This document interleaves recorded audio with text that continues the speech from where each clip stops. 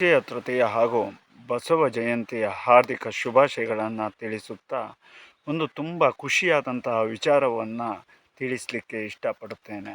ಅರ್ಧಾಂಗವಾಯು ಅಂತೇಳಿದರೆ ಪಾರ್ಶ್ವವಾಯು, ಅರ್ಧ ದೇಹ ಬಿದ್ದು ಹೋಗ್ತಕ್ಕಂತಹದ್ದು. ಇಂತಹ ಒಂದು ಸಮಸ್ಯೆಯಿಂದಾಗಿ ಉಂಟಾಗಿರ್ತಕ್ಕಂತಹ ಅಂಕೋಲದ ಓರ್ವ ವ್ಯಕ್ತಿಗೆ ತಕ್ಷಣ ಯಾವ ಔಷಧಿಯೂ ಕೂಡ ಇಲ್ಲದೆ, ಯಾವ ಹಾಸ್ಪಿಟ್ಲಿಗೂ ಕೂಡ ಇಲ್ಲದೆ ತುಂಬ ಬಡ ಸ್ಥಿತಿಯಲ್ಲಿ ಇರತಕ್ಕಂತಹ ವ್ಯಕ್ತಿಗಳು ಮನೆಯಲ್ಲಿ ಏನು ಮಾಡೋದು ಅಂತೇಳಿ ಗೊತ್ತಾಗದೆ ಕಣ್ಣಿನಲ್ಲಿ ನೀರನ್ನು ಸುರಿಸ್ತಾ ಇರತಕ್ಕಂತಹ ಒಂದು ಸಮಯದಲ್ಲಿ ಓರ್ವ ವ್ಯಕ್ತಿಗಳು ನಮ್ಮ ಒಂದು ವಿಚಾರವನ್ನು ಅವರಿಗೆ ತಿಳಿಸ್ತಾರೆ.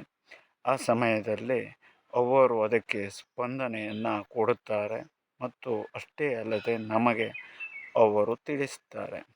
ತಿಳಿಸಿ ಕೆಲವು ಸಮಯಗಳ ಒಳಗಾಗಿ ಆತನ ಶರೀರ ಹೇಳ್ತಕ್ಕಂಥದ್ದು ಒಂದು ಸಮತೋಲನತ್ವಕ್ಕೆ ಬರ್ತದೆ. ಆಹಾರಾದಿಗಳನ್ನು ತಗೊಳ್ಳುವಂತಹ ನಿಟ್ಟಿನಲ್ಲಿ ಉಂಟಾಗ್ತದೆ. ಅನಂತರದಲ್ಲಿ 2 ದಿವಸದಲ್ಲಿ ಆತನು ಎದ್ದು ಓಡಾಡುವ ಹಾಗೆ ಆಗ್ತದೆ.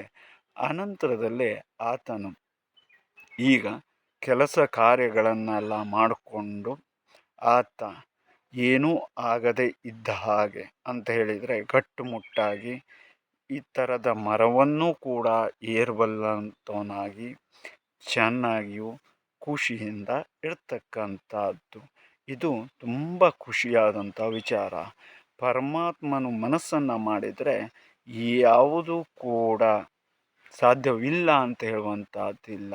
ಅದಕ್ಕೆ ಸಂಬಂಧಪಟ್ಟು ನಾವು ಪರಿಶ್ರಮ ಹೇಳ್ತಕ್ಕಂಥದ್ದನ್ನು ಹಾಕಿದರೆ ಎಲ್ಲವೂ ಕೂಡ ಸಾಧ್ಯ. ಹಾಗಾಗಿ ಪರಮಾತ್ಮನ ಒಂದು ಅನುಗ್ರಹದಿಂದನೇ ಇದು ಸಾಧ್ಯ. ಇಂತಹದ್ದು ಕೆಲಸವನ್ನು ನಾವು ಮಾಡ್ಕೊಂಡು ಹೋಗಿರ್ತಕ್ಕಂಥದ್ದು ಅಥವಾ ನಮ್ಮ ಕೈಯಿಂದ ಆ ಪರಮಾತ್ಮ ಮಾಡಿಸ್ತಾ ಇರ್ತಕ್ಕಂಥದ್ದು ತುಂಬ ಖುಷಿ ಕೊಡುವಂಥ ವಿಚಾರ.